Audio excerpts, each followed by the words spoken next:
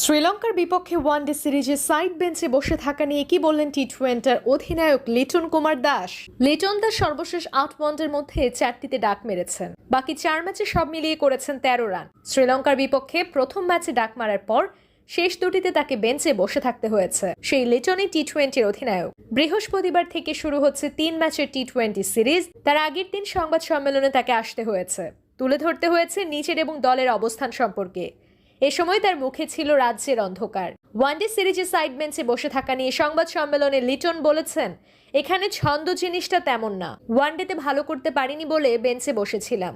ওই সময়টায় যতটুকু সম্ভব টি-20-র জন্য অনুশীলন করেছি, চেষ্টা করব সেটা মাঠে কাজে লাগানোর। তিনি আরও বলেছেন, টি-20 জায়গাতেই আছে। এটা আলাদা একটা ফরম্যাট।